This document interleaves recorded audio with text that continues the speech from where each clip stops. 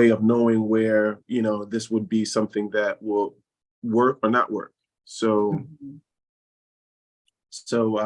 but he went over there with us.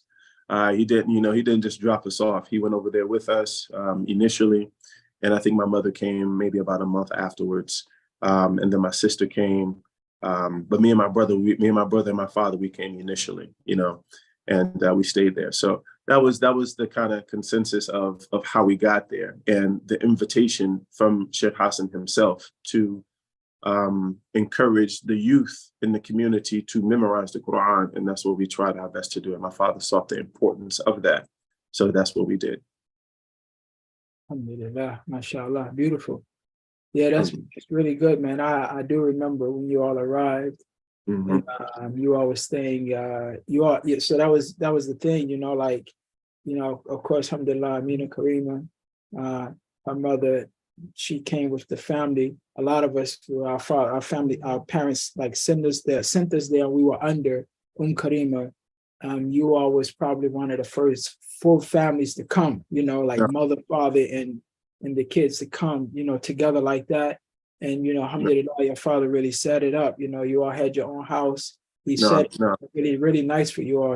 We was we was envious, like, man, they got their own, they got their own stuff going on. But it was good. It was like you said, it was like, that was like the first, people bring your family here, set it up, and inshallah, your kids will be studying, and we take care of all, make sure that they are comfortable. So that was something you all did. So alhamdulillah. So how was it when you first started Quran school? I'm sitting here trying to remember, because I think when you first came, Umar C, your teacher wasn't even there yet, or was he there when you came?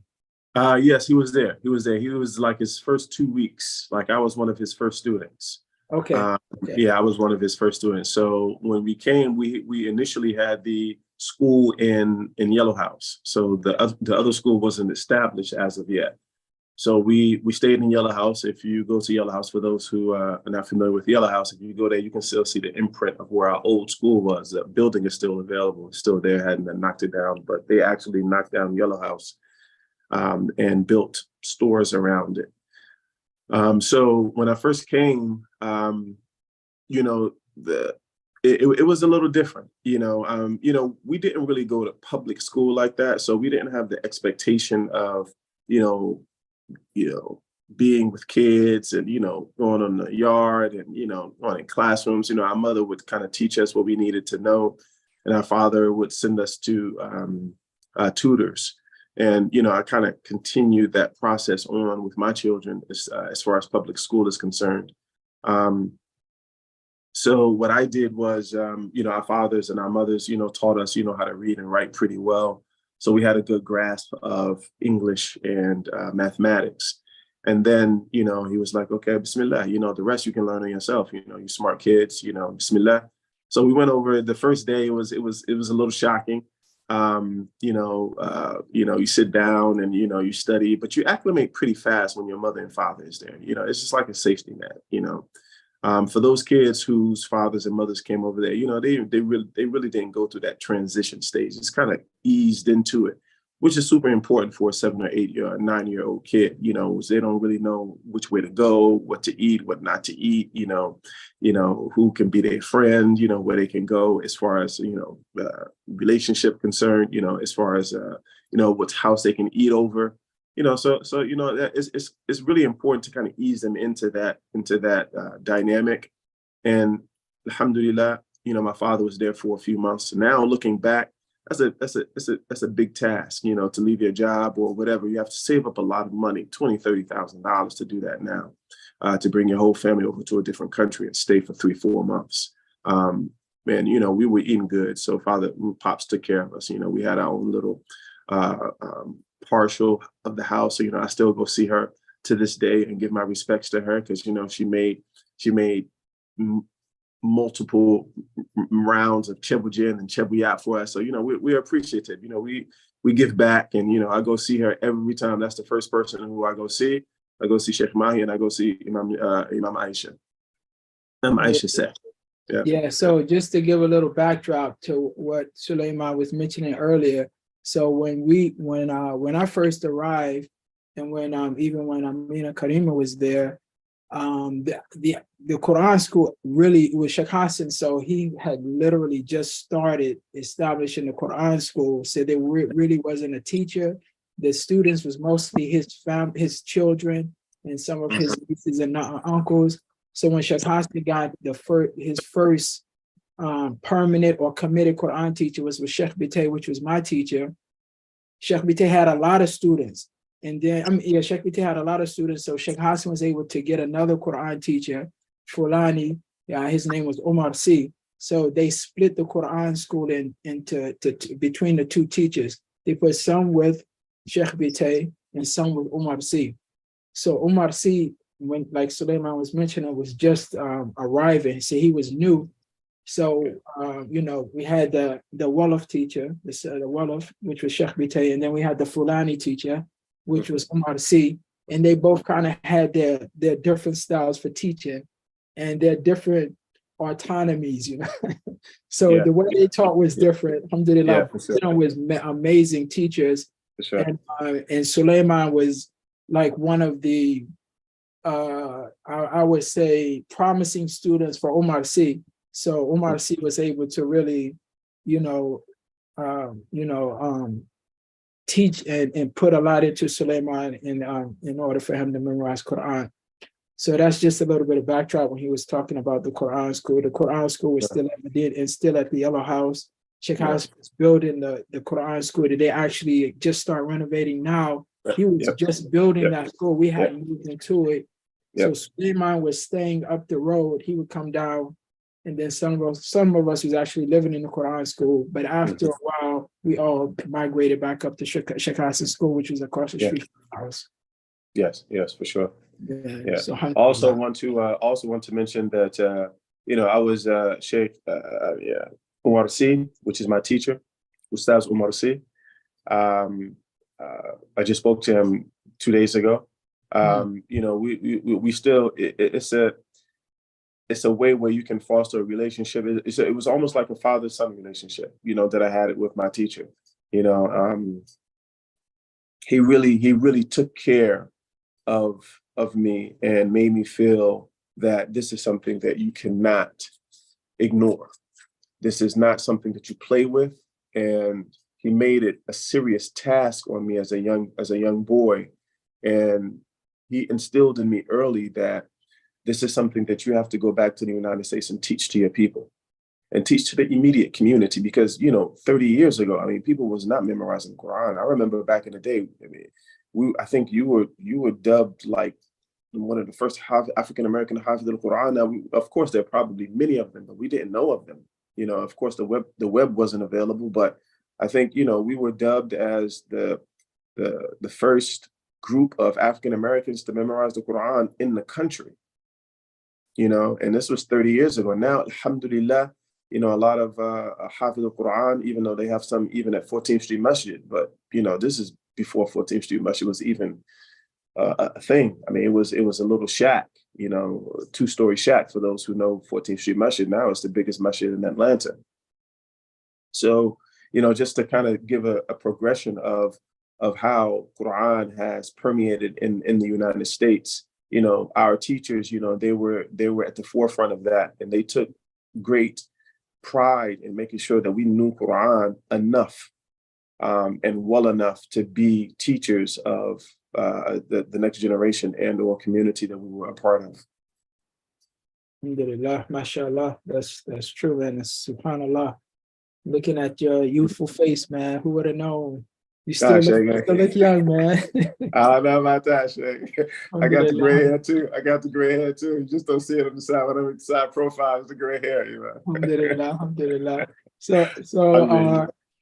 So tell us, give us, share with us, how was it just starting off studying Quran with Umar C? Tell us a little bit about your regiment, the experience of just being in Quran school. Like you said, you had just started, so this was like kind of brand new to you. You just jumped right in. So kind of share with us that whole experience of going from Alif Ba to min al jannati wan nas, to the, to completing the Quran, No, no. Alhamdulillah. So, fortunately, the community that we were involved in, we valued Quran as well. Imam Ismail, I want to give a shout out to him because he did a lot of stuff that was, he did a lot of things that helped us in our initiation of Quran. Imam Bilal, for those who know Imam Bilal, he passed in the early 90s. He was a Imam of Oglethorpe Masjid. And even Imam Jamil Alami, because we used to go over there as well, and study. So we studied at the masajids every Saturday and Sunday. Most of the family would take their children to the masjid, and we would learn. So when we came to Senegal, we kind of hit the ground running a little bit, comparatively speaking. For those who just kind of started off with Alif Ba and didn't know any Quran, we knew, I would say, I think was Shamsi to Nas, Surah to Shamsi to Nas by heart. And we knew how to read. We didn't know how to write because, of course, we didn't write, but we knew how to read. We just didn't have the writing process down pat. And so the teacher, he would sit you down. You would experience he would introduce himself. You get familiar. Establish the respect factor, and you would sit down. Sometimes you would sit down Indian style, or you would sit down pointing your feet like you're sitting down in sajda. It's just a respect thing, and then you would sit down. You would either lean to your right, lean to your left, and you couldn't lay down, you couldn't lean over or lay on your side and lay on your back. It wasn't that type of party. So he would say to you, "Okay, Bismillah, recite what you know," and you would recite, and he would correct you and say if you need any additions to it or deletions from it, because sometimes when you're coming from when you have an American tongue and you don't correct it early, things can happen, which is sometimes it can be uncorrectable as you get a little older. So that's why I like to teach the youth early, and just to at least kind of get them into the fact of, or the habit of, reciting Quran correctly, even if it's a few surahs, so that they know how Quran is to be recited. Because of course, as we get a little older, things change. So we came over there a little young, where we were really, really malleable to the teachings of, or the aspect of the society. So we came over, of course it was hot, but after 2-3 months, and 10 years old, you don't even know what temperature it is. You just go out, you play soccer in 110-degree weather. I think I put the ball between Ahmed and Ahmed Sufi's legs maybe a few times, in my career, my football career. But that was 30, 40 years ago. I'll be quiet. No comment. No comment. So we would sit down, we would and he would tell you to recite. And then you always would have a board. You would have, we call it a lawh, and you would write. He would ask you, do you know how to write? So you can learn how to write earlier on. So it would be a gradual process of you learning how to write even at an early age. So, if you were a young person, he would write it for you. But if you was, 10, 11, he would encourage you to learn how to write, which decreases his workload later on, when you get to larger surahs, because, it takes a long time to write those surahs. So, we learned how to write a little earlier. We had our pen. We shaped our pen from bamboo sticks. And then we would go around town and ask the old ladies, can we get their pots? And we would scrape the soot off the bottoms of their pots. And then we would get tree sap and put the tree sap in the actual soot from the bottoms of the pots in a small jar. And for entrepreneuring guys, we would sell it to other kids who didn't want to do that. You know what I mean? Even the pen, we sell even the pens. Even the pens. Let me tell you, you had to have it. You had to have it. It wasn't ink pens. We wasn't writing with markers, magic man. It was none of that. So you had to have the mark. You have to have the pen, and you had to have a quality pen, and you also had to have the ink. So these things were precious commodities in Quran school. So either you sold them to the people who didn't have them, or the older kids that would give you 100 francs to write their boards and borrow your pen, so you can buy some peanuts and some a raddi for those who are familiar with Senegal. Yeah, man, you're bringing back memories now, man. Yeah, for sure. had to throw that one in for you. For real. I'm sitting here remembering, man. That was like, that was part of your your package. That's your preparation. Yeah. The teacher looking at you crazy too, because you better get your board written and stuff like that. You gotta write it. Why you don't have your pen? Yeah, so, you don't have no pen, you don't have no ink, it's a problem. It's a problem. It's a problem.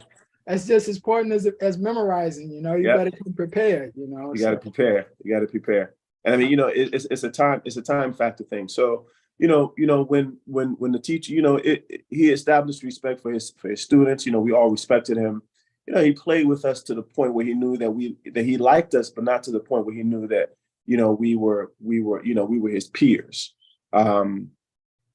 Which was super important because, he wasn't that much older than us. It wasn't like he was an old man teaching us. He was maybe 5-7 years older than us, maybe 10 years older than us at that. So he was 20 years old. We were 10 years old. He was still a young man, but he was very serious, and he was no person to play with. So, we immediately established respect for him and all of our teachers as well. That was just a thing. And if you got out of line, it wasn't, I'm going to go tell you, Abu, it was immediate. It was immediate correction. Mm-hmm. Mm-hmm. That's true. Yeah. MashaAllah. Yeah. Alhamdulillah, man. So how was it, like, when did you know while you started studying? Because when you came in, you came when, like, even myself and others, we were progressing. So when did you feel that you was like, okay, this is something that I think I can really I can knock this out, how did that thought process go through your mind when you was really ready to take it on? Because I noticed that too.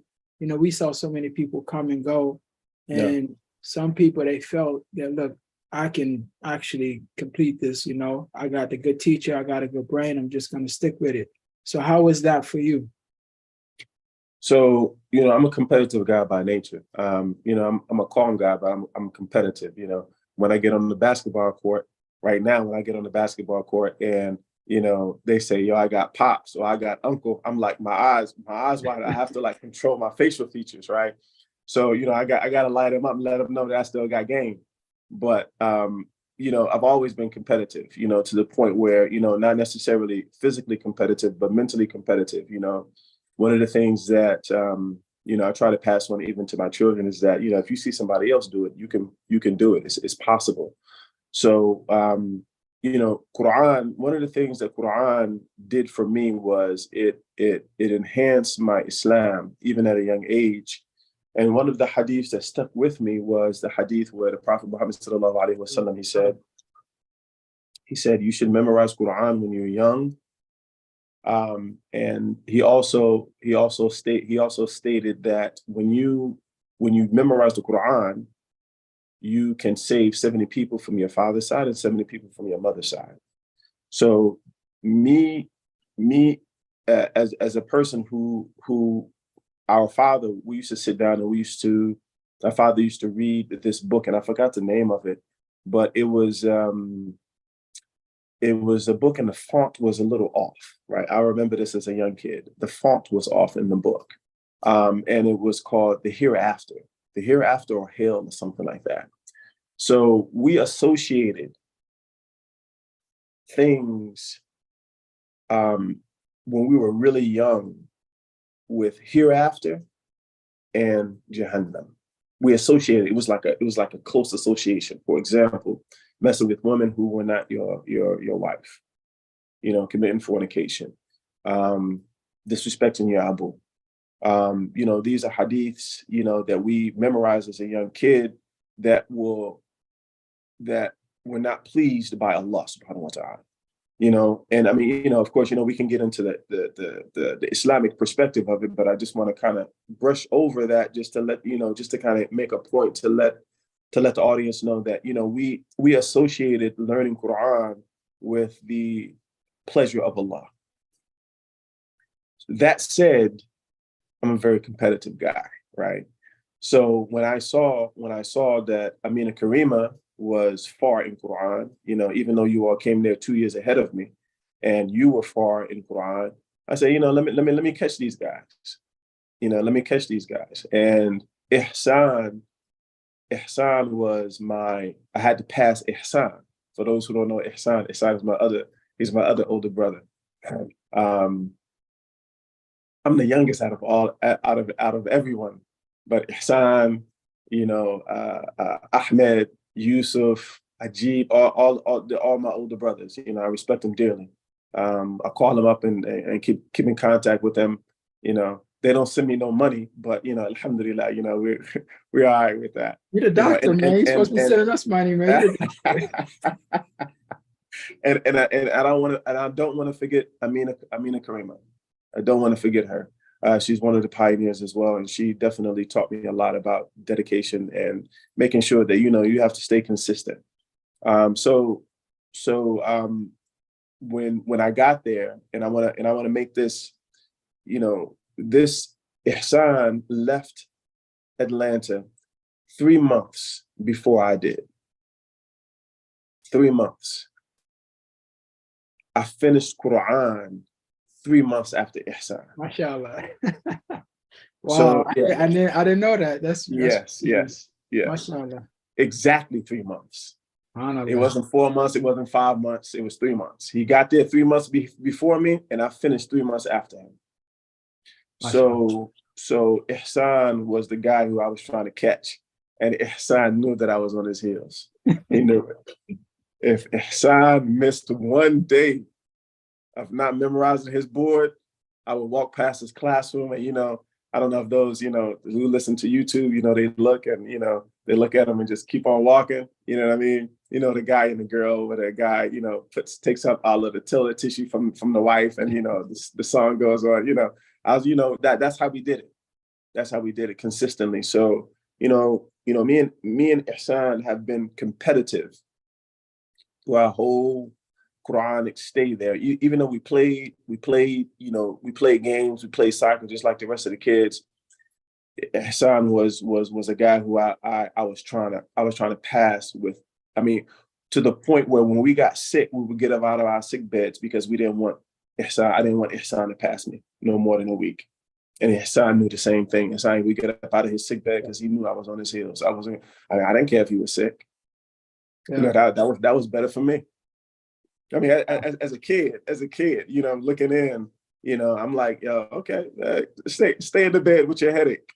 Go ahead and fake it 2 more days and see where I am going to be when you come back. So that was the competition that we had. So I tried to, that was serious for me, and that's why I tried to have my son, go over there with someone so that they can have someone who's smart, who's competitive, and who is dedicated to the Quran, so that they can have that competition going, because it keeps it alive. So here, and just for everyone to know, so Ihsan and myself, we were with Sheikh Bitay, and so Sheikh Bitay and Omar C had the competition through those two.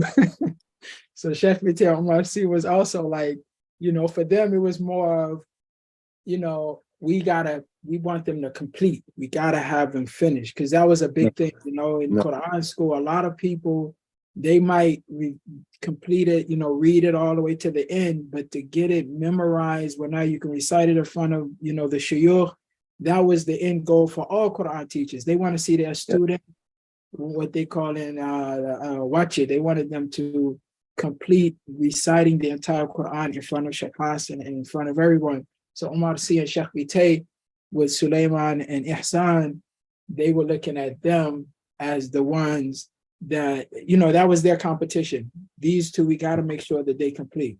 And alhamdulillah, with Allah's blessing, with ni'matullah, you all completed the mission. MashaAllah. And like you said, many people have followed you all, and people continue to follow you all. Alhamdulillah. Ameen. MashaAllah, beautiful. Alhamdulillah. So many more questions. Another question I have for you is, tell me, how was it for you, your relationship with Shaykh Hassan, and your family's relationship with Shaykh Hassan Cisse radiallahu anhu. How was that, and how was Shaykh Hassan also playing a vital role in your upbringing, in your Quran studies, and all of that, and all of those things? Alhamdulillah. Shaykh Hassan to us was he was a father figure for us as well. He was almost like he was mythical in a sense where when you saw him, you knew that you had to perform and do certain things, right? You couldn't just be in Medina by just relaxing, drinking a taya, eating peanuts, on the side of the road. I mean, he would call you out. I mean, even with his immense status, he would say, "Hey, come here. What are you doing? What surah are you on? What's your teacher's name?" He would ask, and then he would follow up with your teacher. And he would do this not necessarily just with Americans. He would do this with everybody. I mean, he would do this for everybody, whether you were from Nigeria, you were from Ghana. He would just, he was just genuinely interested in the betterment of people in general. I mean, we want to make ourselves feel real special about, us being Americans, but, he did that for everybody. Wallahi. When you stay there, I don't think that too many people stayed there as long as I did, other than you and a few other guys. You start to see the habits of Shaykh Hassan Cisse. Shaykh Hassan Cisse had a routine that that was unparalleled. He would do what sheikhs do, of course, but he would also give time back to the people. A lot of time back to the people, to the point where he would sit down in a room. And I remember on multiple occasions, of course, I was in school, I couldn't sit down and participate in the entire forum, but he would have dignitaries, he would have heads of states, and he would sit down. If you go to Senegal now, he would sit down under his house, and he had a little barge where he would sit down in with his chair, and he would put down 3 or 4 rugs. And after Asr time, he would sit down, or right before Maghrib and Isha, where sometimes it was still light outside. And sometimes right after Asr, where it got kind of cool, he would sit down and he would just answer questions from people. He would ask them, how they doing? He would just check in on the community. And this was like every other day. Of course, he was a busy sheikh, and he traveled all over the world. But he did, I remember this on many, many, many, many, many different occasions. I can't even count, of how he would just make sure that the people were doing what they were supposed to do. My relationship with Shaykh Hassan Cisse is, he would always pull me by my ear, when I saw him, and he would say, you still know your surahs, and he would pick a surah and he would recite, I would recite it, and he would give me 1,000 francs. So, alhamdulillah, my relationship with him, I was a young kid, and then as I got older, the responsibility of making sure that we gave this same adoration and respect and continued the love for the Quran, because don't get it twisted. Our relationship with Medina Bay is Quran. That's our relationship. That's what brung us there. That's what brung the Americans to Medina Bay, is Quran. So Shaykh Hassan made sure that we got it and we kept it. For those who are Hafiz al-Quran, it's just as hard to keep the Quran as it is to memorize it. So, we try our best now. Ahmed, he's probably can recite the, Taraweeh prayer by himself. But as you get older, if you don't keep it, if you don't keep, it's very hard, especially with demanding careers. It's a very hard task to do. But as a result, everybody's relationship with Shaykh Hassan became stronger. And he would find out what your strengths were, and he would play to your strengths, and see if you can add to the community. And he was a selfless sheikh. I mean, everything was a given. I mean, when you saw him sit down, he would just help out the community. That was his job. I mean, if you can kind of look at it, for those who are new and who don't know anything about Shaykh Hassan, or any of the sheikhs over there, Imam Sheikh now and Sheikh Mahi, these guys they take care of that whole village. I mean, it's no welfare system. I mean, people are not getting checks, you know, SSI checks and Social Security checks and, you know, unemployment checks. No, that's the chef. It takes care of their breakfast, lunch, and dinner, buys them, you know, goats on Eid, you know, takes care of all of their immediate events. You know, when they have children, they get sick, you know, all of that. Those are the chefs. So they have an immense responsibility on their shoulders. And alhamdulillah, we're just happy to see Shaykh Hassan do it. Alhamdulillah, subhanallah, it's true, man. Wallahi, we saw that, and it's, up to this day, it's still happening. No. The shuyukh, we call them the shuyukh, but they do way more than what, you know, what people consider shuyukh, you know, at this modern day. They spend most of their waking hours just taking care of people, you know. Sure. Allah For sure. Again, continue to bless their families, alhamdulillah. Ameen.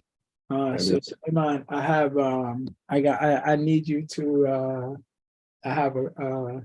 you need to give me some insight into this story, inshallah. I hope you don't mind, because I've started this time. So I don't know if those people that don't know, but Sulaiman, his brother Muhammad, and Khadija, Shaykh Hassan changed their name.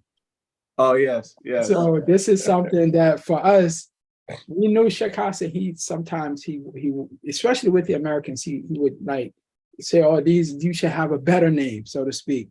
So you know, so this was for us. It was like wow, this is a big deal. You know, when we found out that Shaykh Hassan changed y'all's name. So share with us about that story and how did that happen? Alhamdulillah. So when we came, you know, I remember vividly, you know, Shaykh Hassan, he asked me, he said, "What's your name?" I said, "My name is Tor." He said, "Hmm?" You know, if you knew, that was, if you knew Shaykh Hassan, that mean a lot. It means a lot. Exactly. It means a lot, right? Shaykh Hassan. It means, what is this? Like, you know, what is this? You know, is this Islamic? You know, like, and then, you know, and then my brother's name was Nation. So he said, like, you know, like what? And then my sister's name was Cachet. Of course, you know, my father, you know, they were in the Nation of Islam, and, you know, we were Pan-Africanist, and, you know, we wanted to go back. We was part of the Marcus Garvey unit movement, the whole nine, right? So we took names that, you know, Toussaint, my brother's name was Toussaint Louverture, you know, named after Toussaint in Haiti. And my name, the origination of my name is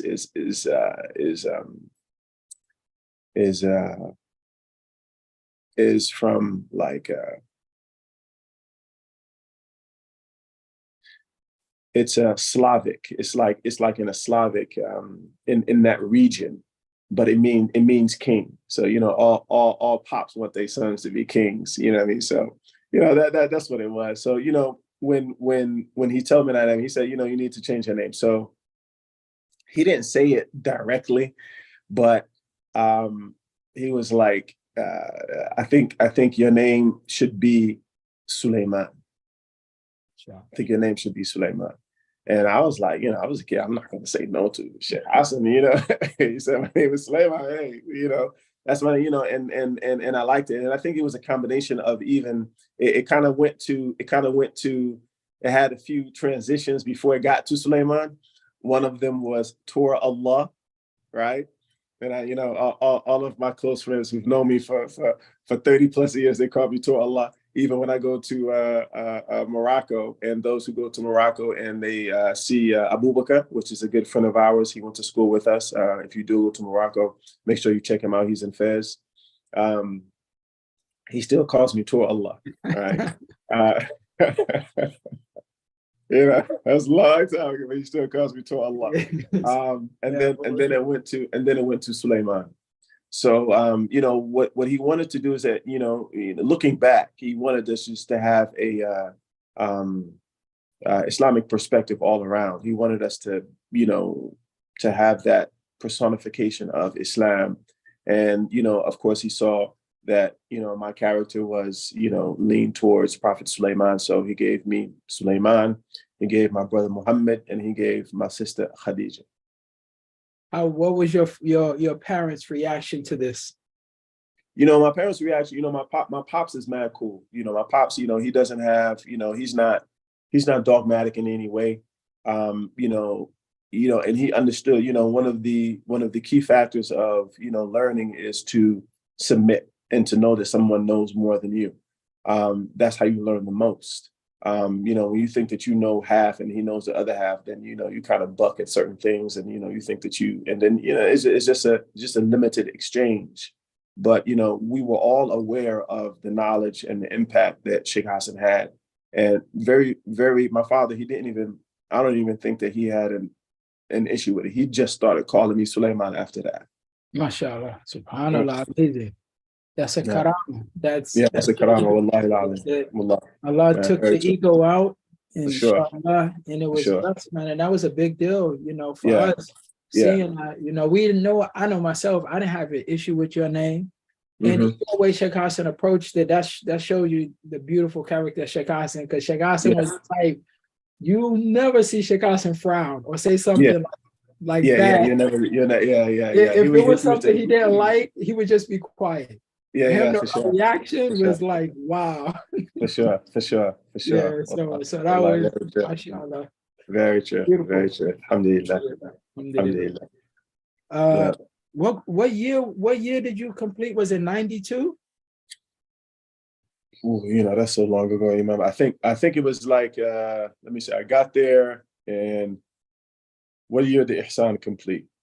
I completed the same year Ihsan completed. It was the same year. I'm trying to remember myself, because I was there. I had left and came back, but I can't remember. I'm just 1992. That's my girl. That's my girl Asha.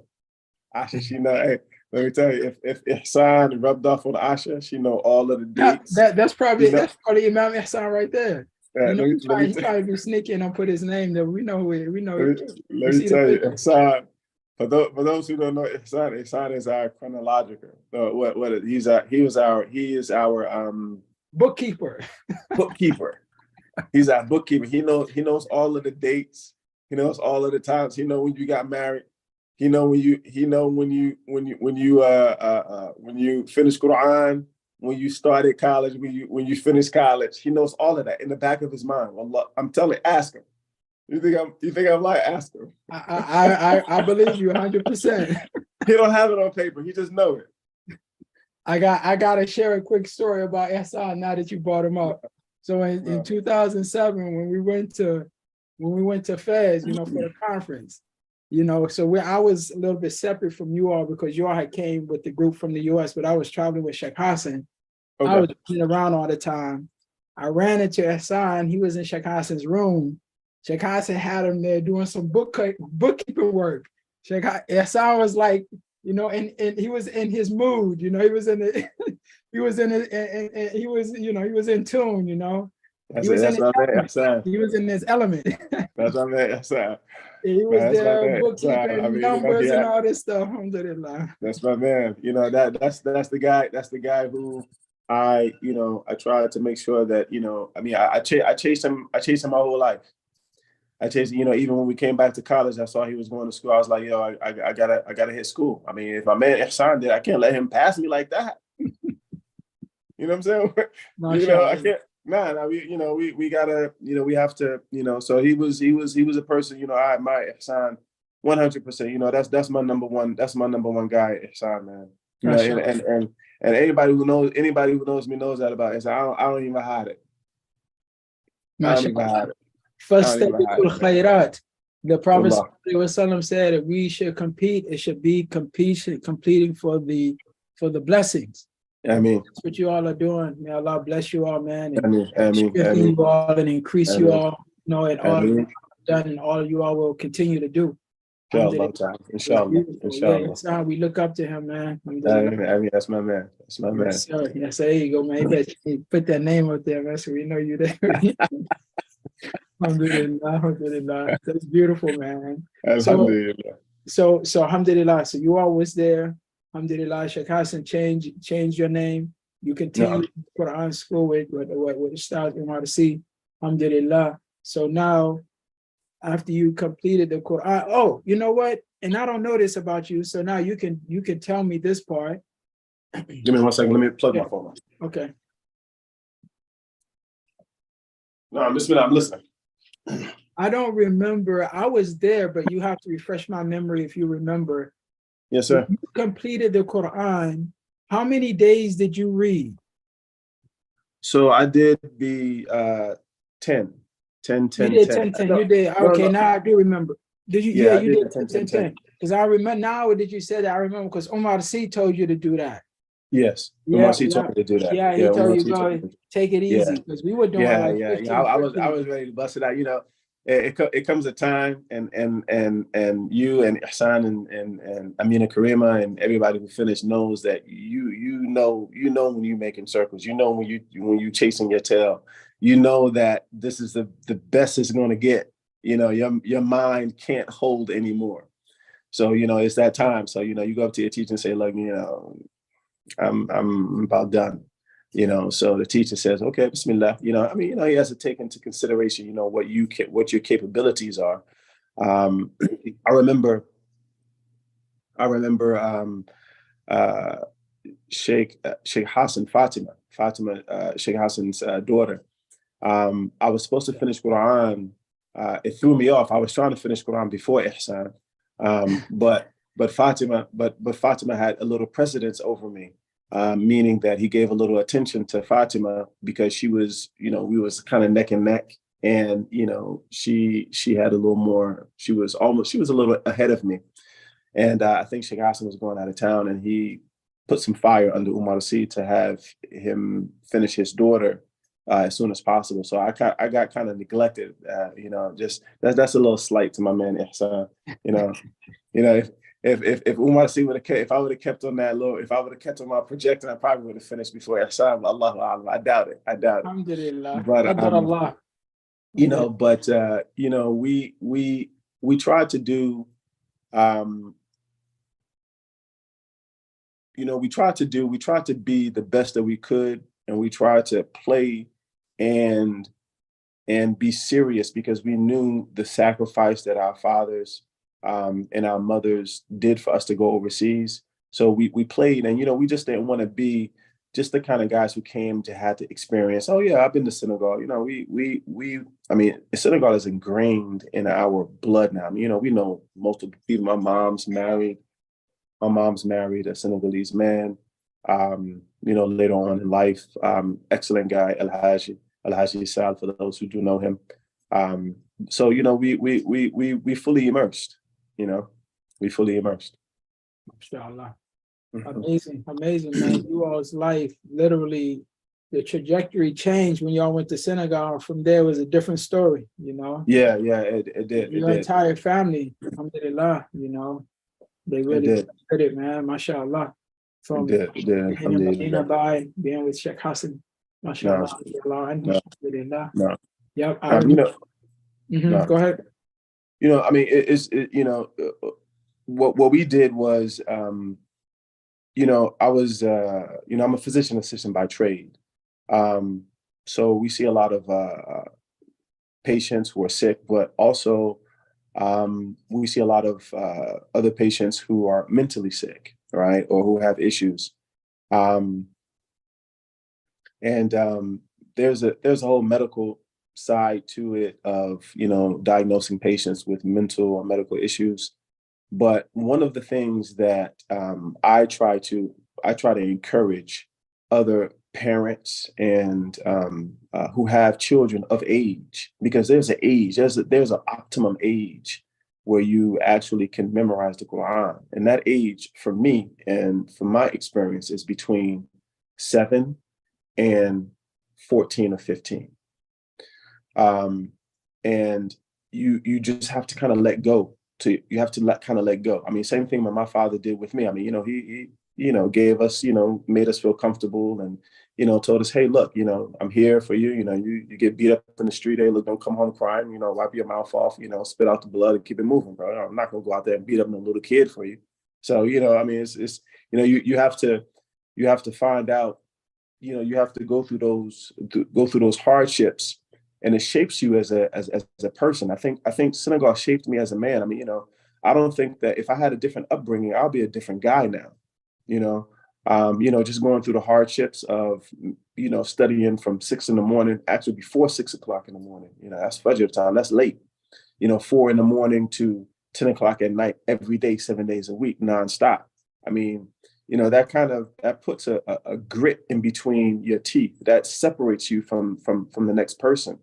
But you have to get that at a young age, and one of the things that, I see now is that, parents, they like to have their children experience overseas, but, in experience, and for you to get the full immersion is totally different. So I think the people who got the full immersion, really, it changed them. It made them stronger individuals, especially the guys. It teaches you a lot. Self-sufficiency. You got to wash your clothes. And I mean, if you don't wash your clothes, you stink. People make fun of you. I mean, if you want to smell good, you get outside and wash your own clothes. There's no washing and dry. I mean, it just creates character. So, it's just my little rant, because, I like, one of the things that I like, just my heart in general is to see young kids study Quran. I mean, anybody who knows me, and they say they study Quran, I'm gonna give them a little test, and I'm gonna give them $20, $30. They're gonna be happy. They remember me for 20 years. I mean, kids remember me for 20 years when I gave them $20 when they recited the Fatiha when they was 5 years old. To this day. Yeah, man. Alhamdulillah. So Quran is our thing. Quran is our thing.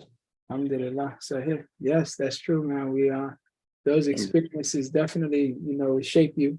Alhamdulillah. And I will argue and say, even to be honest, like, I think when we were there, it wasn't as much, like Amina Karim, she's a pioneer in that sense. But I think now it's the Alhamdulillah, the sisters, man, they are, they have the grit now. They're working hard, man.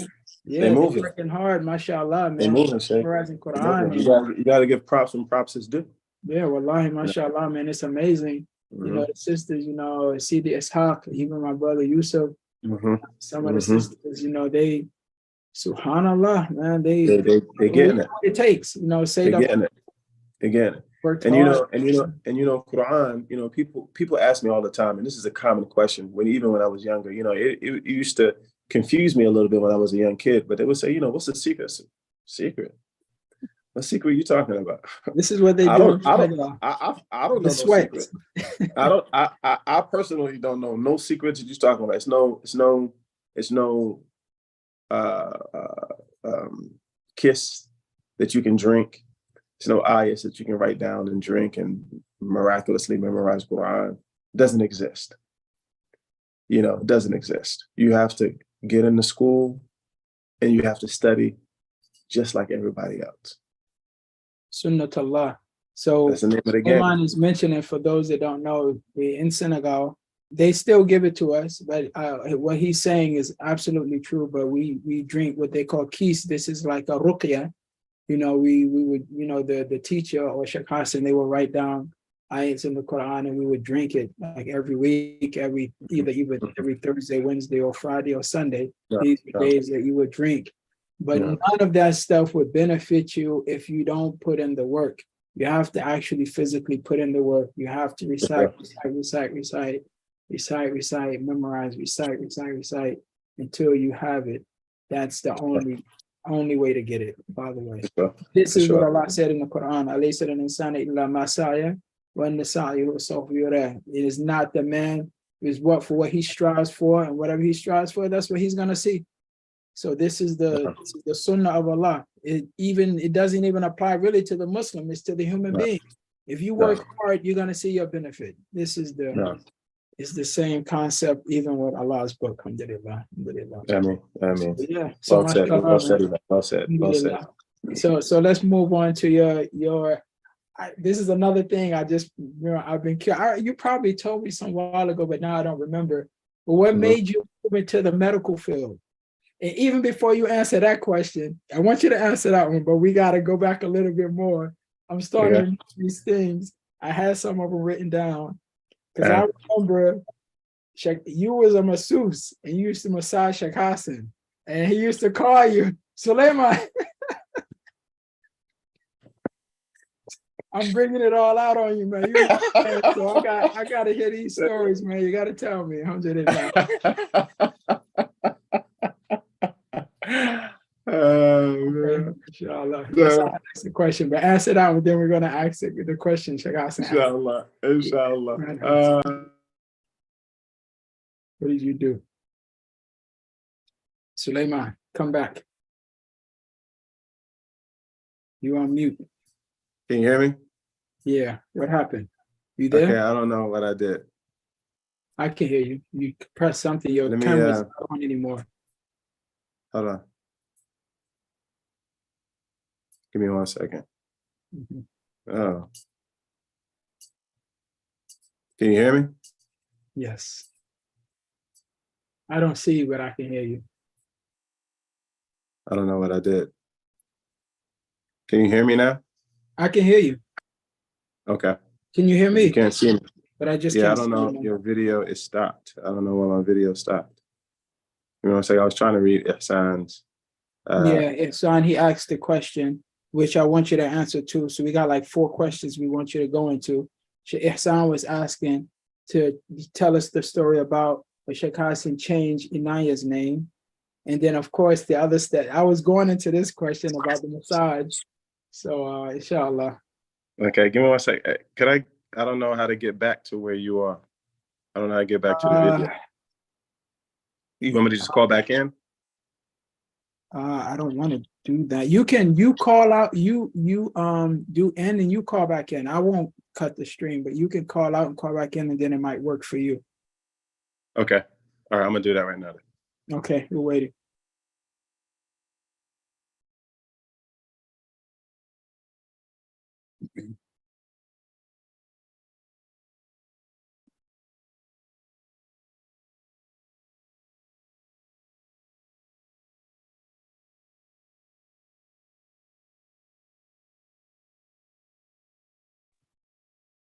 Okay, mashallah, we got you. Yes, sir. Okay, good. Okay, inshallah.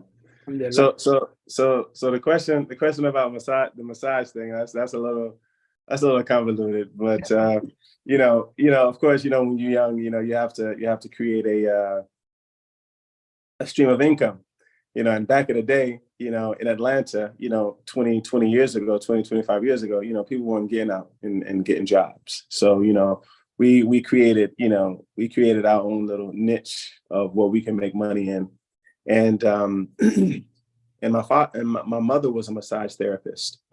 She used to do it for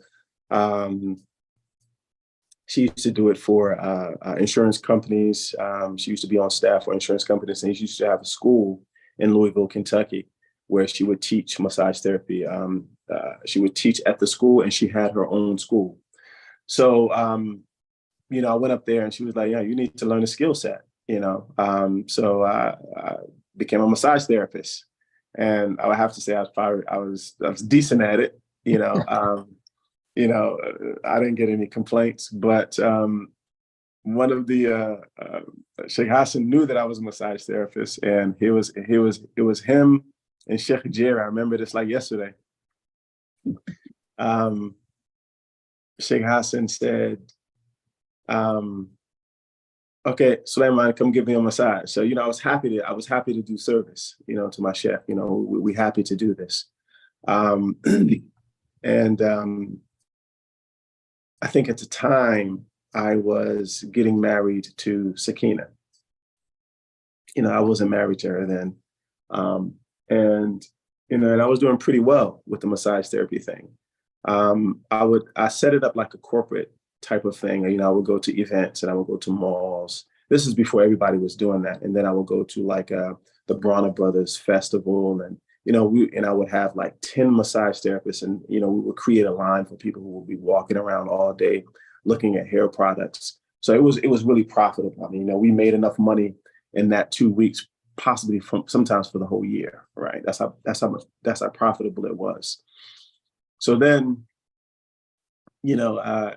Shaykh Hassan, Sakina wanted to, I wanted to marry Sakina, and Sakina was like, "Man, you can't, I can't have you doing massages." And I'm like, "Well, what you mean, right?" She was like, "Yeah, you can't be massaging the people. And I'm like, this is a profession. I went to school for this joint, right? So she's like, nah, dude. You can't. She's like, nah, you can't. That can't happen. You know what I'm saying? You got to switch it up. So, at the time, it's like somebody telling you to change your career. I mean, I'm doing well. Like, I'm making money. I'm paying rent, and paying my car notes, and I'm doing the whole nine. So, and before, and I was like, I can't do that. I mean, I gotta at least have some time to transition.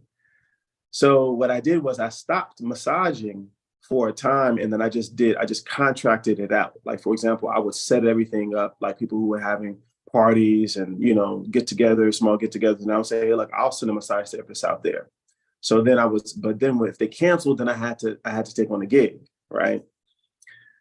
So one time I asked Shaykh Hassan, I built up the courage to ask him, because you have to be real careful when you ask shuyukhs something. You have to be prepared for the answer, whether it be in your favor or not in your favor, right? So when I asked Shaykh Hassan, I was fully prepared that he was going to say, "What are you talking about?" Like, he was going to give me that, like, he would give you that, like, he would say a lot in those. Like, yeah, you had to know what they mean, right? So when I asked Shaykh Hassan, I was in a room and Sheikh Jerry was on the side, and we was in New York City.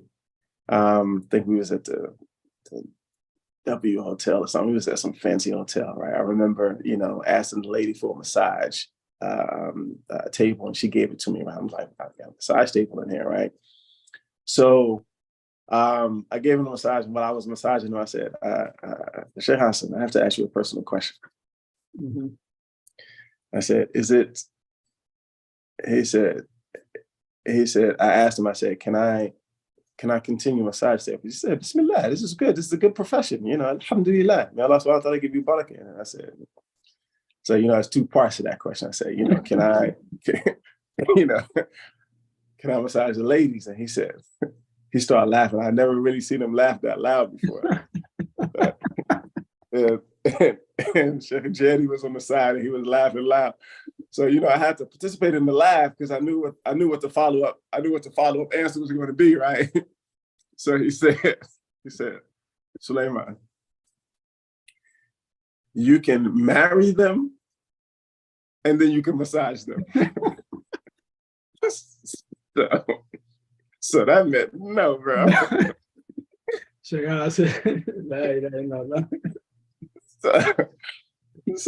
after that, he told me, it was just laughing. It was a big joke. It went around town for a long time. He had the whip.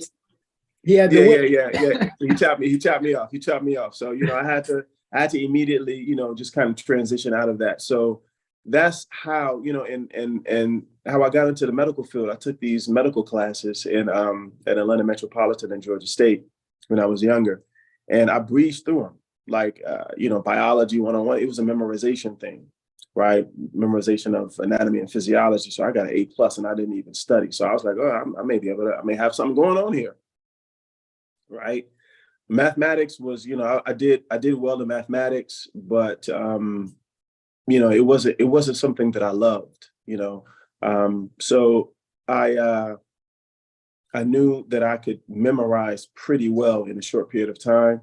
So I went with anatomy and physiology, and just kind of went in that direction. And I asked a few guys, I went online, I'm a methodical guy. I tend to think I'm a methodical guy. I don't like to waste my time or my energy. So I went online and I looked at the highest profession that has the shortest amount of schooling, and that was a physician assistant. At the time, it may be something different now, but 10, 15 years ago, that's what it was. So yeah, so I mean, my thought process was to make sure that I do something that I liked, do something that I know that I have some longevity in, and something that will be able to support my family. I didn't want to, do something that I immediately liked that wasn't going to provide sustenance for my family. So you 8 years. You've been doing it now for 8 years. Yeah, I've Long been doing it. time. Yeah, more like eight or 9 years. Yeah, 8 or 9 years. I went to Howard University initially. I went to Georgia State, Atlanta Metropolitan, um, and then I went to Prince George Community College. For those who are familiar with Maryland, Of and course. then I went to Howard. Um, Shout out to Howard Bison's. You know, they're excellent, excellent, excellent university. I had zero complaints at Howard. They treated me wonderful there. I got to pay back all my student loans now. Um, you know, Don't we all? yeah, yeah. So Howard University, and then I went to University of West Virginia, which is now called University of Charleston, West Virginia. So I graduated there. It's in the hills for grad school. So, and then I came back. I worked in Atlanta for a few years in the orthopedic spine. I did spine surgery, cervical and lumbar surgeries for many years. And then I went into the emergency room, and then I did I did neurosurgery for about 2 years in Wisconsin, where we removed brain tumors and things to that effect. And then now I am currently working at for the state of California. Mashallah. And I remember when you was in Prince George's, you were doing the Tarawih prayer at the Masjid Muhammad. Yes. You know, that was one of the things that I tried to do.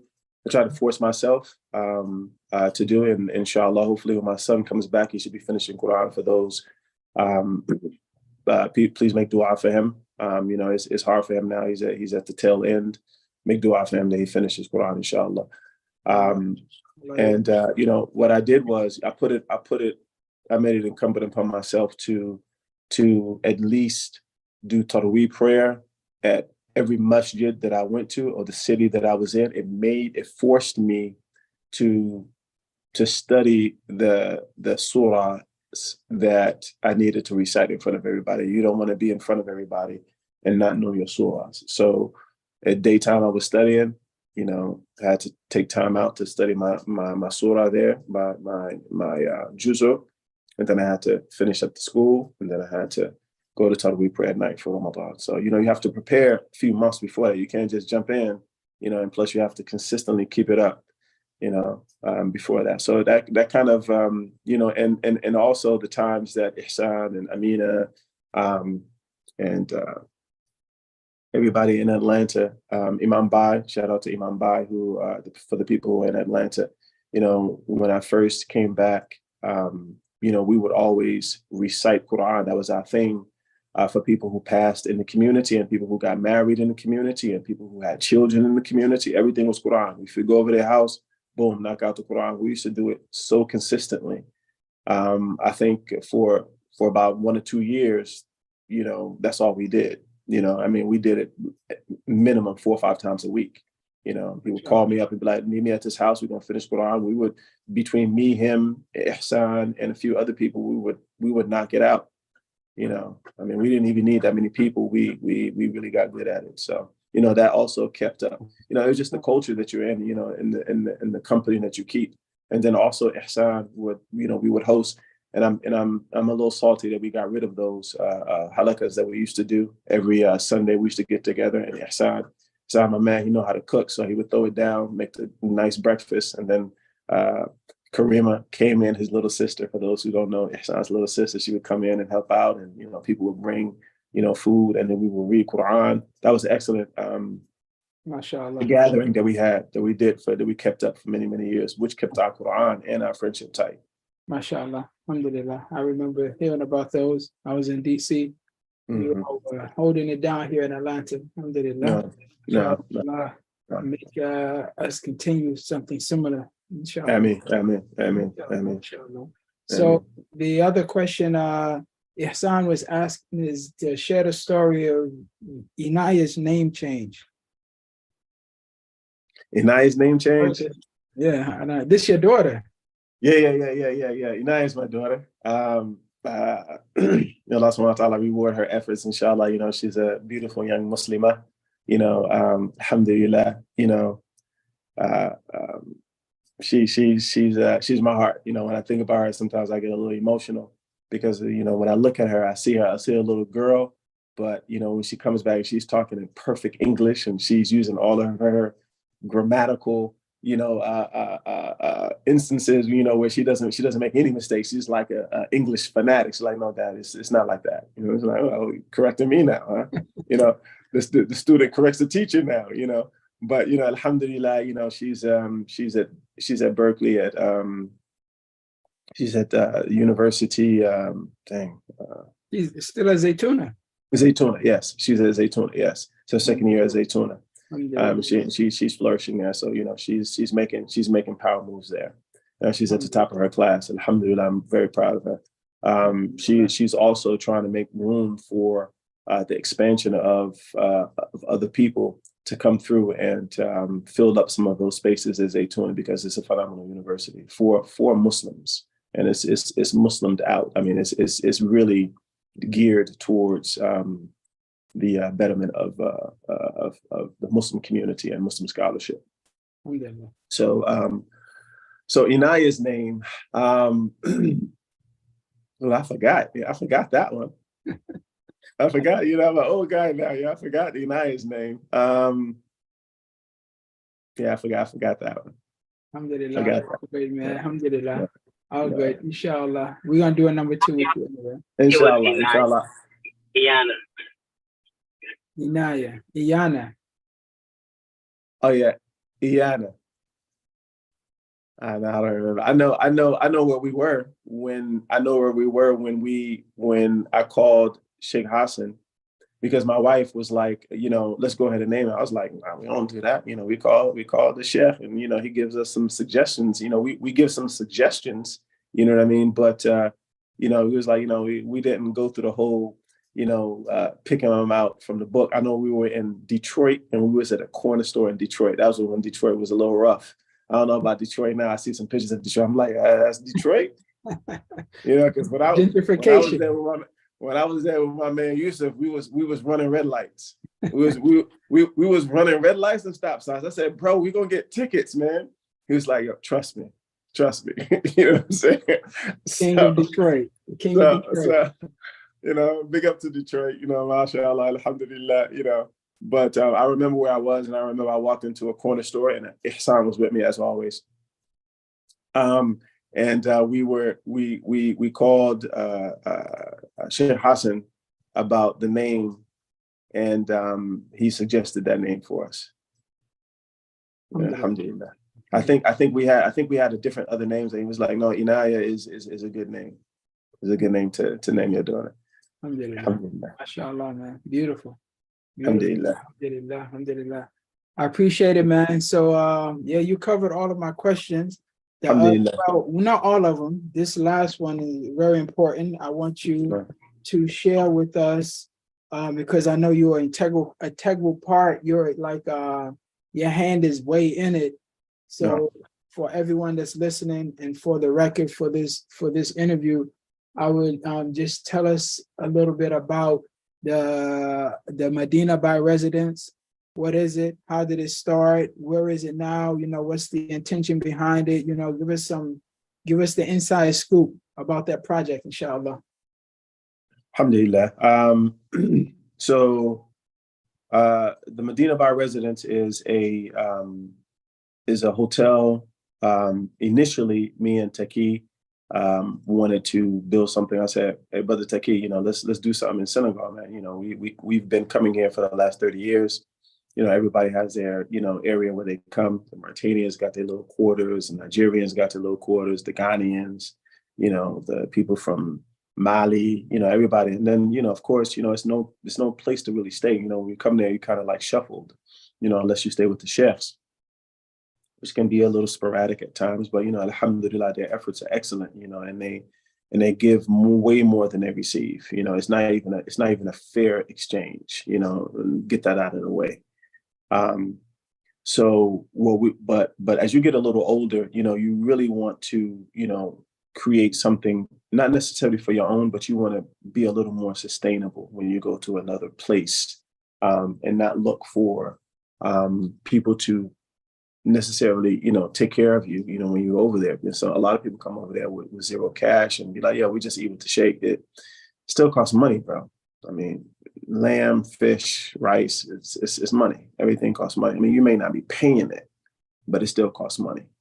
So, one of the things that me and Taqi, I approached Taqi and I was like, let's do something. Yeah, for those who don't know Taqi, he's a well-renowned real estate developer in Atlanta, and a lot of people know him. He's just an honest. He's an honest guy. I mean, when you meet him for the first time, you know that he's not a game player. He's not a game. He doesn't play games on anybody. He's true to that. I'm an attestation to his character. So what we did was I approached him. I said, let's build a residence. And just we don't stay here year round, but let's build a residence for people to come and just relax and have another place to come and stay that is American standards. The ACs, granite countertops, running water all the time, solar power, and some amenities that we like.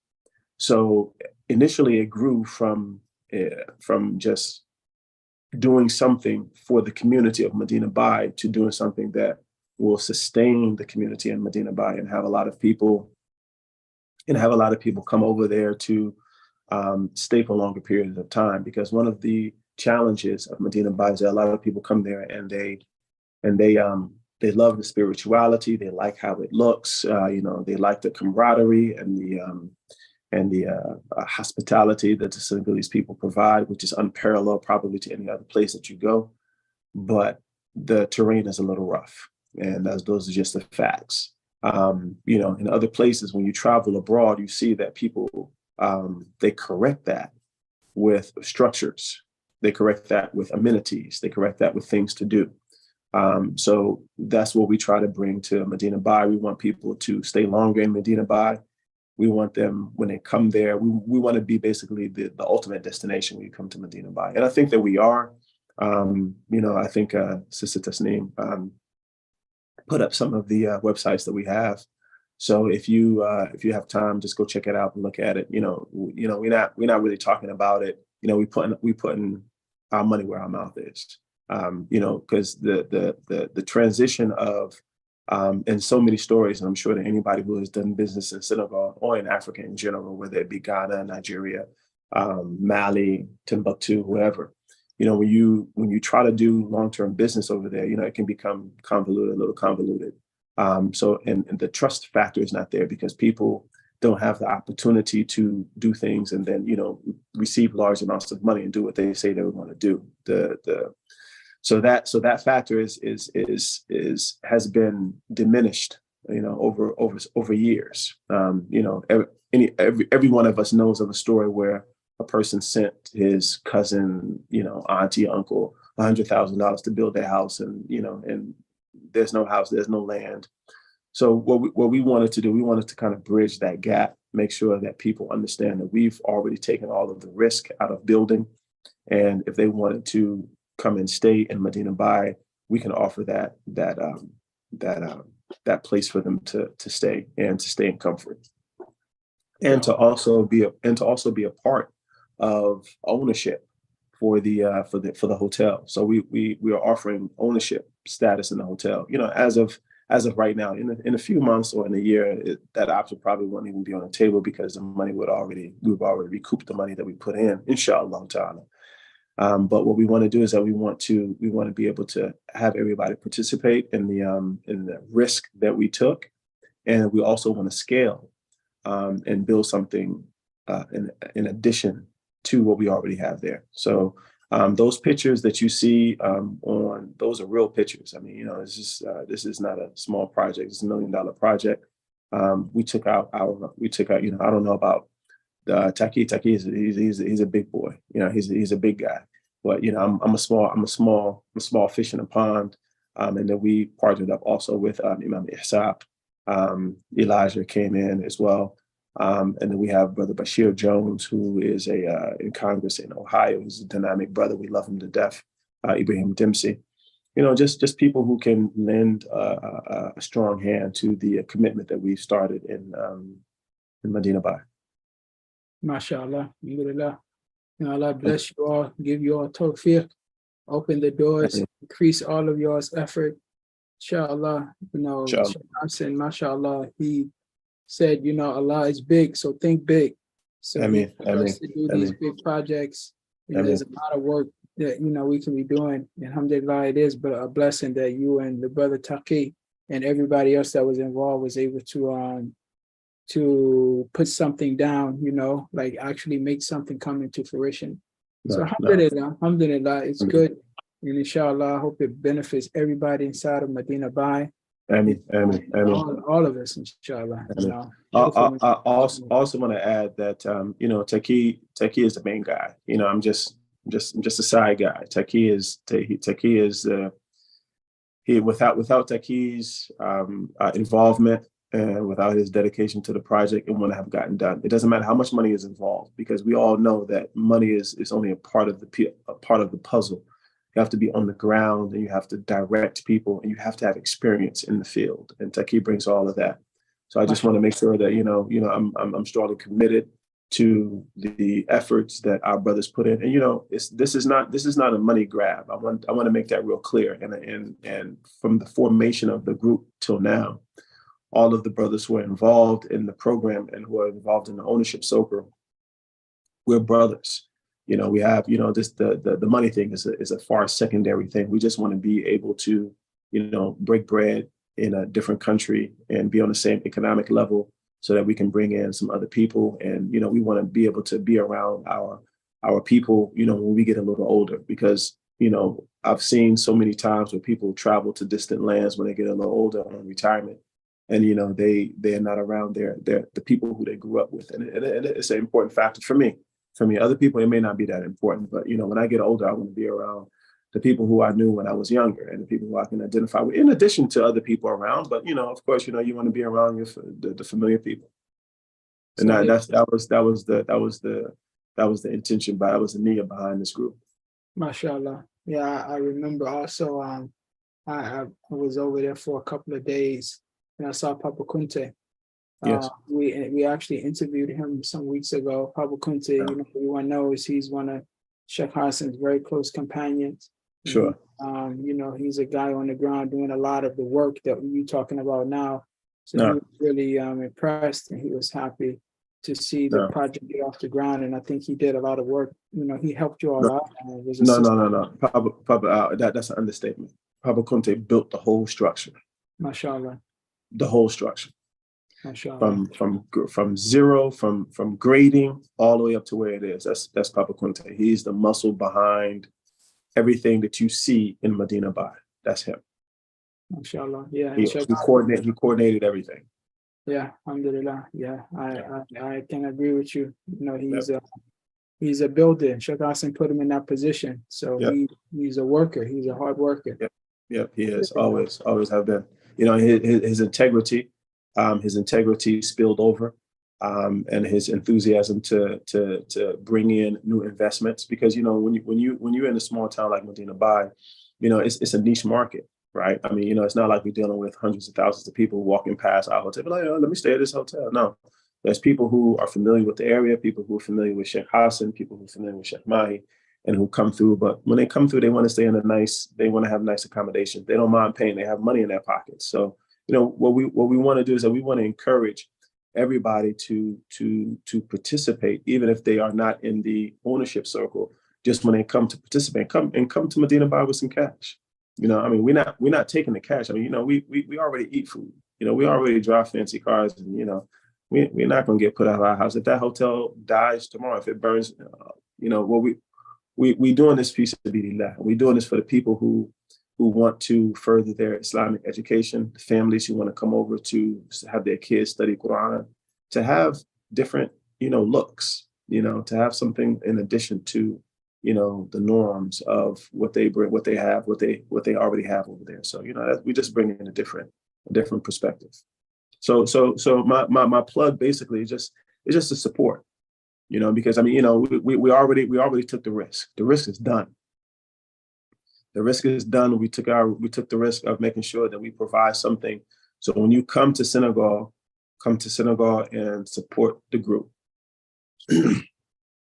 Inshallah, bismillah. Alhamdulillah. Inshallah. Alhamdulillah. Inshallah. Appreciate it, man. I got more than I thought I would.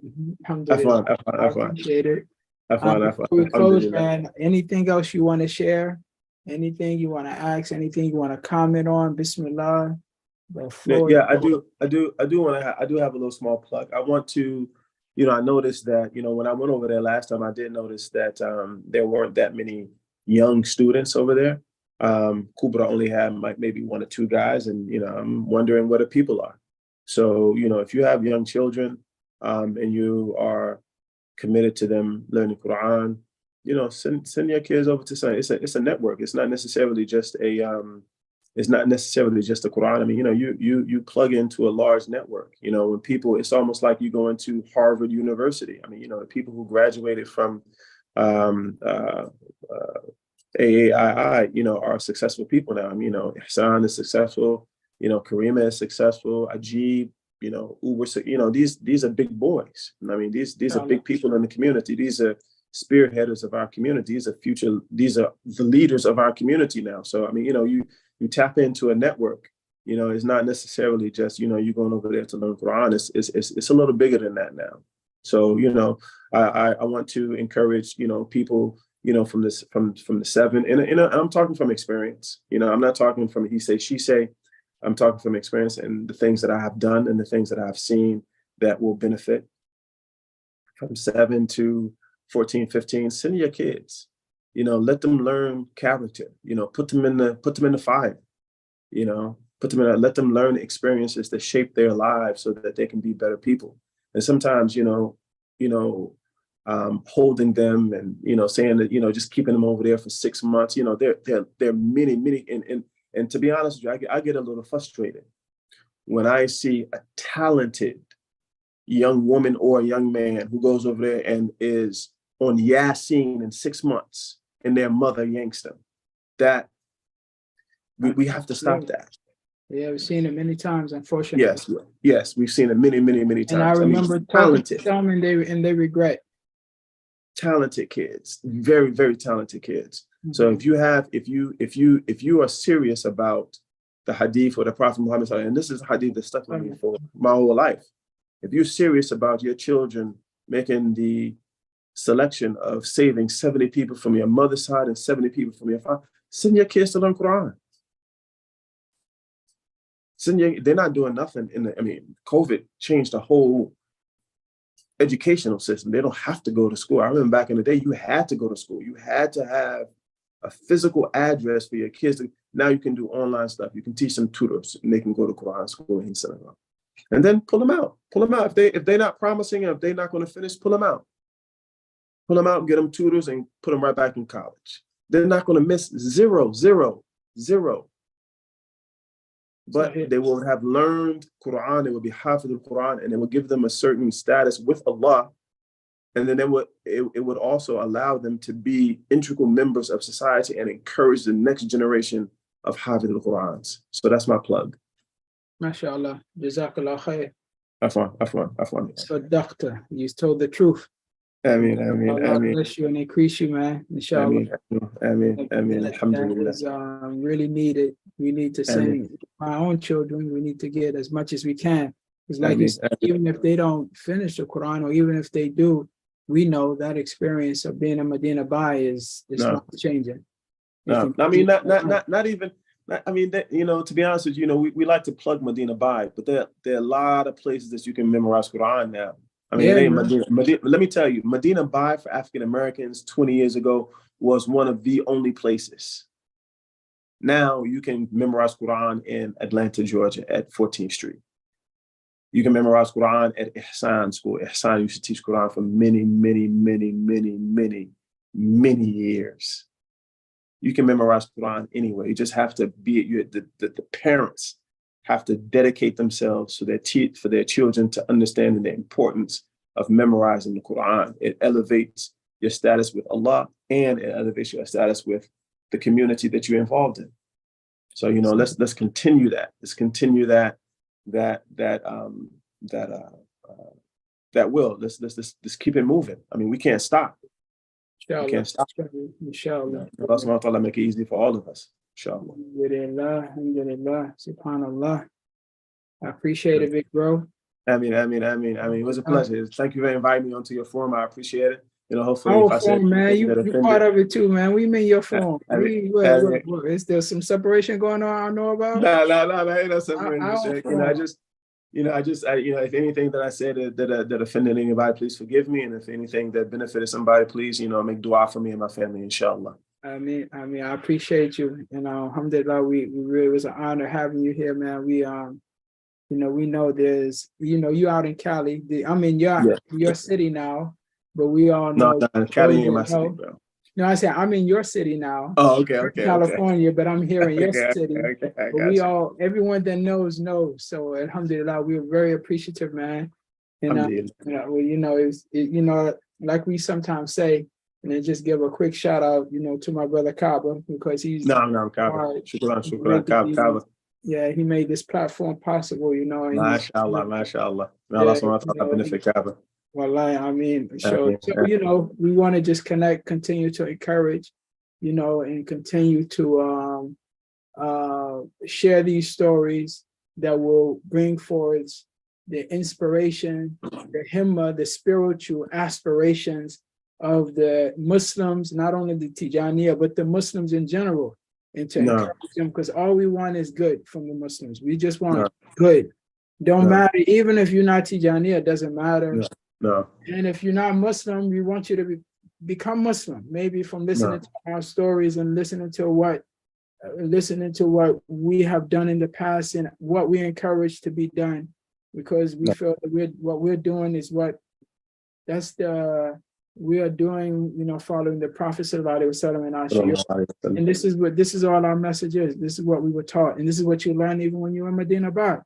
Love Islam, like you said, Quran. This is our message. For sure. May Allah subhanahu wa ta'ala make it easy for everybody. May Allah subhanahu wa ta'ala give the people who are listening to this forum, inspiration to, send their kids to learn a lot of different things that we're just not privy to. Is that Sister Taha? Who is that? Mashaki, all of the mashallah, all of the good big Mashaki? MashaAllah, I haven't spoken to her in a long time. MashaAllah. Mashaki is here. Aisha Jeffries was here too. MashaAllah. Aisha Jeffries. All of them, MashaAllah. Sister Aisha Jeffries, Sister Mashaki, MashaAllah. Shukran, Jazakallah khair. Marhaban. How is everything? Alhamdulillah. MashaAllah. MashaAllah. Those are our ummis. Those are our ummis, and they've been in the trenches with us. They've been in the trenches with us since the beginning. Yep. Since the beginning. Yes. May Allah subhanahu wa ta'ala reward them. Ameen. Alhamdulillah. I will close now, inshallah. Any questions, any comments before I close? Anyone wants to share? Anyone wants to say anything? Assalamu alaikum. I just want to say Jazakallah khair for everything. And this is only reinforced the intention that I had to send my children before the last two were even born. So thank you. Ameen. Inshallah, Allah make it happen. Allah give you. Allah make it super easy for you as well, inshallah. Inshallah. Big See, he got his picture when he finished Quran. He's what do you call those? What do you call those guys? Chronographer. Yes, what's the name of it? You say the bookkeeper. Bookkeeper. Where's my picture? You have my picture, I remember this picture. SubhanAllah. You put that picture up there. I was probably right on the other side of him. That look like my throat right there, man. That look like my throat, bro. That was a borrowed throw, like Jamaicans say. You borrow a fin fry. Mashallah. How you doing, bro? Mashallah, it sounds beautiful, man. Good to see you, man. Sulaiman, he left out a whole bunch of the two things I wanted to ask him. He just, Which ones? Which ones? I don't know. He was on his Shy Guy stuff. I don't know. You know, it's a public forum, Shaykh. You know what I'm saying? You know, we gotta keep it professional sometimes. You know, I don't know which ones. I mean, I try to say everything. What did I miss out? Imam Hassan, Sulaiman got it. He got an image to uphold. He got No, Shaykh, I ain't got no image. He's a doctor, you know. He's a doctor. He just can't be saying anything. We'll keep the details for alumni. Alumni, okay, inshallah. Alhamdulillah. Good to see you, Imam. Alhamdulillah. Shukran, jazakallah al-khair. May Allah subhanahu wa ta'ala make it easy for everybody, and you know, let's keep it up. You know, my plug. You know, we could have invested anywhere. You know, we invested in Medina Bay because we want to see more Hafiz al-Quran. We want to make it easy for the people, the next and third generation. When I was over there, it was 30 Americans over there. You know what 30, I noticed 40. Too? Yeah. It's inshallah. The building will bring. Everyone is kind of spread out, scattered. Whereas before, you know, everyone was just in one place. I noticed when I was there was Americans in all different places, and they wasn't interacting with each other, you know. Yes. Sometimes they have Americans in different houses, you know, and things like that. And you don't even know who's there. Yeah. But in any case, the intention is there. We want to see more our people memorize Quran, become better Muslims. Inshallah, love the Prophet sallallahu alaihi wasallam. Allah subhanahu wa ta'ala make it easy for us. You know, all we have to do is make sure that we put our niyyah down. You know, my favorite hadith is Hadith al-Qudsi, where the Prophet Muhammad sallallahu alaihi wasallam said, "Innama al-a'malu bin-niyyat wa innama likulli amrin ma nawa. فمن كانت هجرته إلى الله ورسوله فهجرته إلى الله ورسوله. فمن كانت حجرته للدنيا يصيبها وامرأة ينكحها فحجرته إلى ما حجر إليه." You know, actions are but intentions, and every man shall have what he intended. If he intends to go or travel for the sake of Allah, then he gets the travel and the compensation for the sake of Allah. And if he intends for the travel in the sake of his worldly affairs or for a woman, that's what Allah subhanahu wa ta'ala will give him. So, you know, we intend for people to go to Medina Bay or to go anywhere to learn Quran. Quran is my thing. Quran has always been my thing. If you know me for 10 minutes, you know that I love Quran. And I make that very clear so that people understand that we have to keep that generation of Hafiz al-Quran up. You know, it puts us in the contention to be closer to Allah subhanahu wa ta'ala. And that's one of the ways for us to get closer to Allah. We have to do it at a young age. At a young age. Alhamdulillah. Imam Ihsan, can you please close us, inshallah, with dua? Putting you on the spot. Well, actually, I am. Bismillah. Water.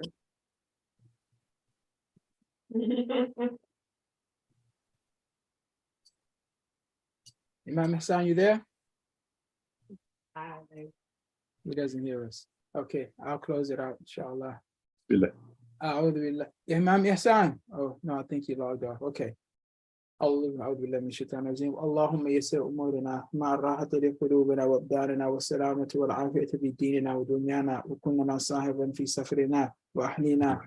اللهم تقبل منا إنك أنت السميع العليم وتب علينا يا مولانا إنك أنت التواب الرحيم. اللهم ربنا آتنا في الدنيا حسنة وفي الآخرة حسنة وقنا عذاب النار. ربنا هب لنا من أزواجنا وذرياتنا قرة أعين واجعلنا للمتقين إماما. ربنا لا تزغ قلوبنا بعد إذ هديتنا وهب لنا من لدنك رحمة إنك أنت الوهاب. ربنا إنك جامع الناس ليوم لا ريب فيه إن الله لا يخلف الميعاد. اللهم إنك عفو تحب العفو فاعف عنا. اللهم إنك عفو تحب العفو فاعف عنا. اللهم إنك عفو تحب العفو فاعف عنا. يا حي يا قيوم برحمتك نستغيث. يا حي يا قيوم برحمتك نستغيث. يا حي يا قيوم برحمتك نستغيث. اللهم صل على سيدنا محمد الفاتح لما أغلق والخاتم لما سبق ناصر الحق بالحق والهادي إلى صراطك المستقيم وعلى آله حق قدره المختار العظيم. سبحان ربك رب العزة عما يصفون والسلام على المرسلين والحمد لله رب العالمين. آمين يا رب. آمين. شكرا. Jazakallahu khair. Jazakallahu khair. I appreciate it. Thank you again. Beautiful interview, bro. MashaAllah. Alhamdulillah. Alhamdulillah. Did I do all right? Shukran. Yeah, it was great. Of course, man. It was very good, man. What are you talking about? It was good. Alhamdulillah. Alhamdulillah. MashaAllah. Alhamdulillah. MashaAllah. MashaAllah. The whole thing that I'm trying to do, man, I'm trying to create brotherhood, man. All of that money thing, that joint is done. That money thing, bro. We trying to eat, and we try to be around each other and break bread when we get old. We old now, Look at all that gray hair Imam Ahmed got on his face, Shaykh. You know what I'm saying? Look at all that gray hair. Hassan, he grayed out too, man. You know what I mean? We getting old. We gotta think about. At least I still got hair, okay? Sulaiman, I still got hair. I know you're using. I can see it from here, bro. I know you're using henna, bro. So stop using playing. Henna. You know what I'm saying? Hey, I be using that dark and lovely henna. I'm not touching any henna. It can go all white. I don't care.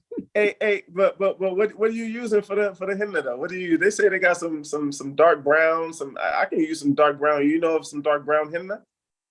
Nah, I don't know, bro. I don't mess with it. I just go around. You don't do that stuff, man. You're the only one out there still trying to look young. We happy with our white, okay? We proud of our white. You're the only one trying to hide it out there in Cali. You out there in Cali. I can do it every once in a while. I still got. I mean, if you look at my beard, Shaykh, that joint is like gray, like them. Like I'm like, oh, that's great. That's gray hair, bro. Oh, that's great. That's the bottom. No, that's dyed, bro. Stop playing. Yeah. The bottom. Yeah, the bottom. You know what I'm saying? I have to agree on that one. The bottom is a little bit. It's all good. He's in Cali. He gotta meet a certain standard. You know what I'm saying? Cali. He out there with the plastic people. He gotta stay plastic. I ain't trying to stay plastic. He gotta keep up. I ain't trying to do that with these joints, man. Alhamdulillah. But that's good. I hope I put in the plug. I don't know what the objective is for the group, but we have to get the membership back up. It's only 2 Americans over there, man. 4 Americans. Oh, it's more than that.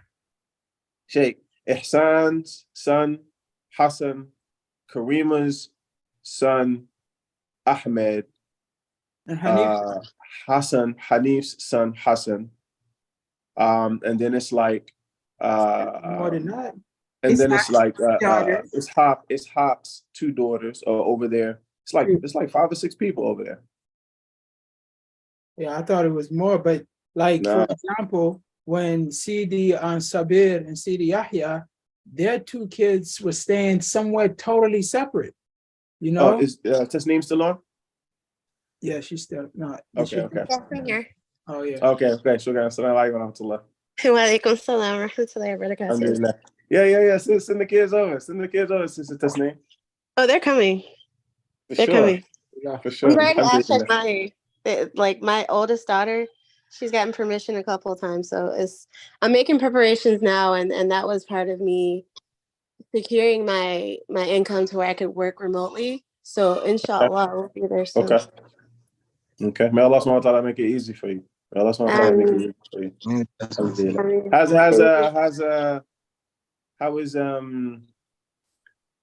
How was Yusuf Joseph? Imam? You're talking about Imam Yusuf? Yeah, Imam Yusuf, yes. Imam Yusuf. Yeah, he's good, alhamdulillah. We just did a community event yesterday, and MashaAllah. Yeah, it was beautiful. He'll be really happy to hear that you did this interview. Alhamdulillah. I will. See, Zaki.